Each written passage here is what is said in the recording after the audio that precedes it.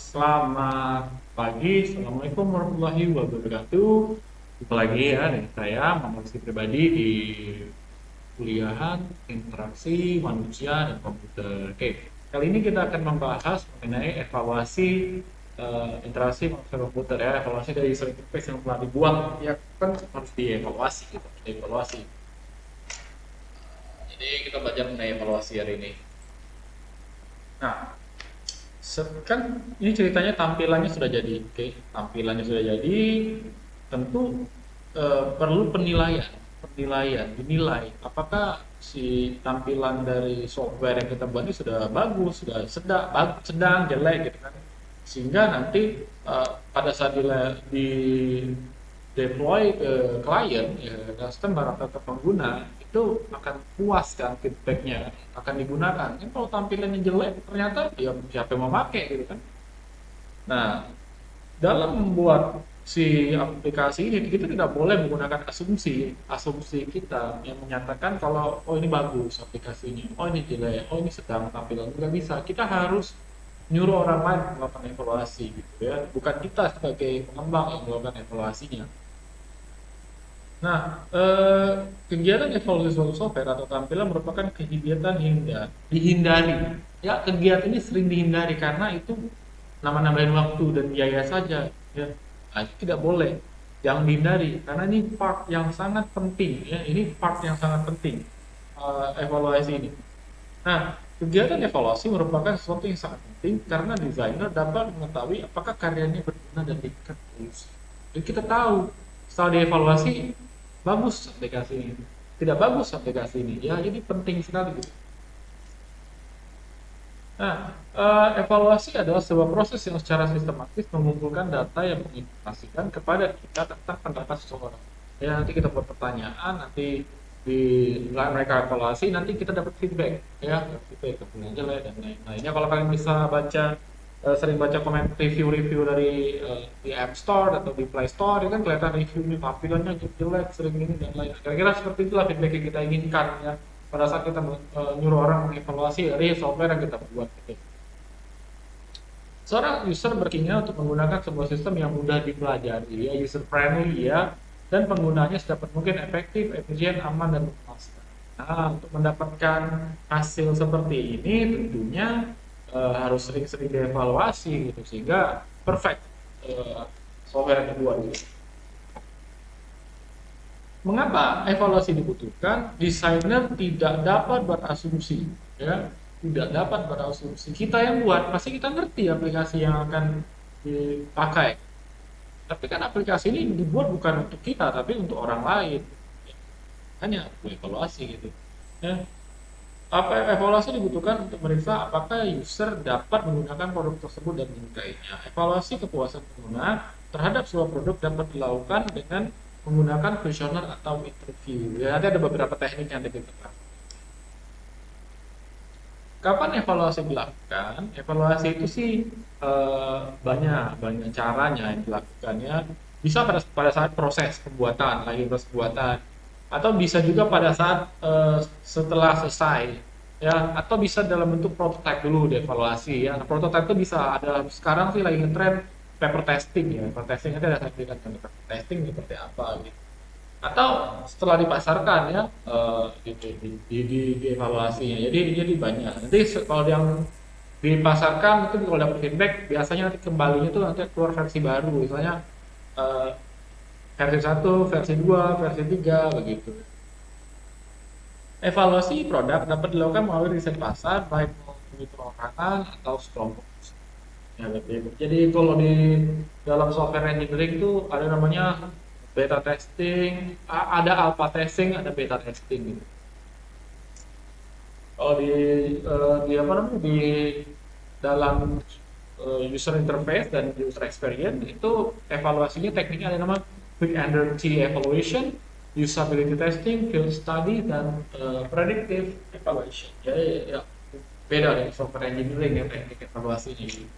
Yang pertama itu quick and dirty. Jadi quick and dirty ini kita langsung kasih aja ke orang aplikasinya, tuh nanti dikasih feedback gitu ya, ceritain tadi ya dapat feedbacknya singkat aja gitu, terus dokumentasiin, diperbaiki, kasih perbaikin lagi gitu aja ya.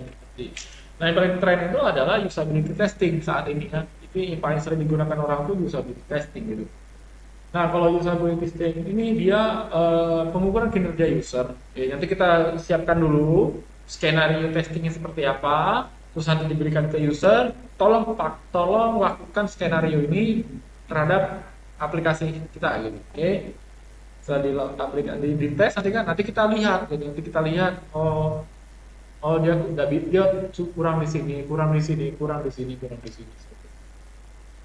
Nanti bisa digunakan dengan merekam video atau bisa langsung lihat langsung gitu. Contoh usability testing itu seperti ini. Ya. Nah ini usability testing.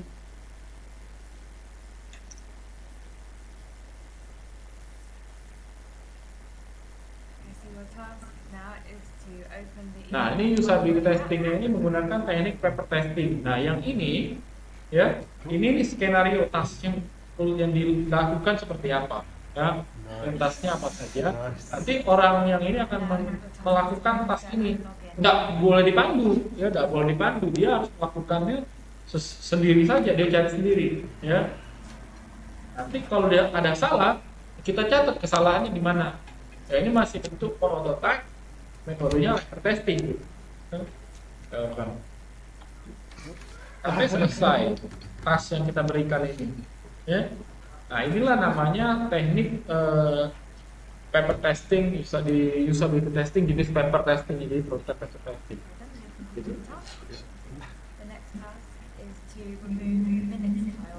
Ya. Ada task 3, remove the minute file from your ini. Nah, silakan gimana dia remove dari caranya, dia mikir sendiri tuh, kita nggak pandu, jadi kita nyuruh melakukan tasknya saja gitu. Oh ya, tekan lama-lama.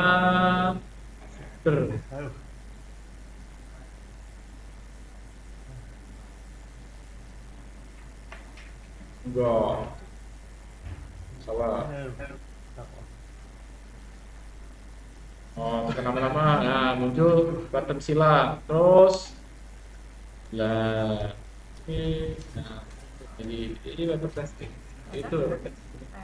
Pas apa? Place the add €10 top up katanya. File to your home screen. Muncul. Itu tidak, ini jenis namanya tuh user experience ini ya. Ini lebih ke arah paper testing itu biasanya ke user experience. Jadi uji user experience.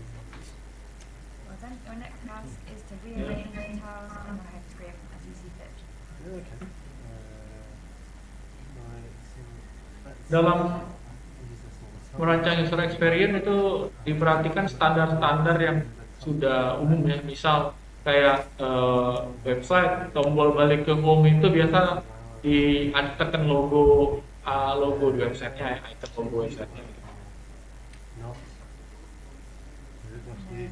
Okay.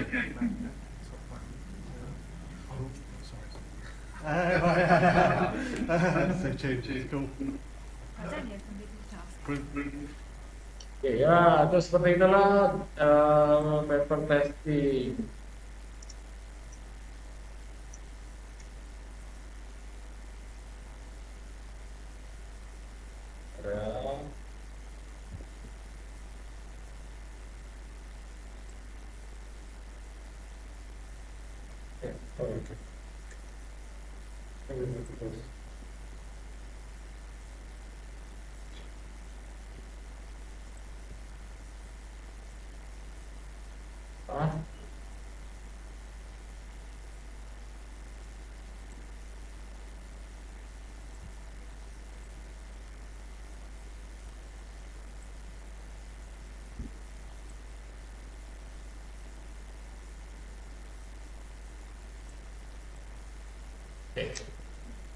Nah, itu tadi contoh paper testing di usability testing untuk menguji user experience ya. Kemudian tekniknya itu berikutnya adalah field study. Nah, kalau field study itu Evaluasi dilakukan di lingkungan asli, jadi mana user bekerja. Jadi field study, field itu tempat kan, field itu tempat. Jadi misal nih kita buat aplikasi spon misalnya, spon untuk mahasiswa gitu, e-learning gitu. Nah kita ngujinya itu ya di kampus di MDP gitu karena akan dipakai aplikasinya di MDP gitu. Ya seperti itu evaluasinya. Jadi benar-benar di tempat yang akan dipakai gitu. Kalau yang tadi tuh kayak advertising tuh biasanya di aplikasi yang dipakai umum ya umum. Evaluasi dapat dilakukan untuk membantu mengidentifikasi kesempatan sebuah teknologi baru, kebutuhan-kebutuhan untuk melakukan desain, fasilitasi pengenalan sebuah teknologi, evaluasi teknologi apakah layak atau tidak, gitu ya. Bisa dilakukan dengan teknik interview, observasi, kemudian partisipatory, ya. Jadi partisipatori itu usernya ikut juga terlibat di desain atau etnografi gitu ya, riset budaya.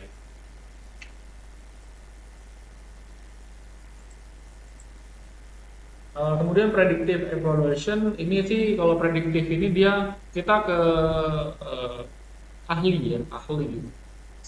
Jadi kita minta expert adjustment dari orang yang ahli. Jadi kita patokan ke dia aja desainnya seperti apa. Oh kalau main game, nah misalnya kita mau buat game. Nah kalau main game kita tanya ke gamer, pro gamer gitu ya kan. Kalau kamu mau buat game, itu sekarang trennya itu nah, kalau main mobil nggak usah pakai button, katanya kalau mau main game itu pakai aja, tinggal digerak-gerakin saja ininya apa namanya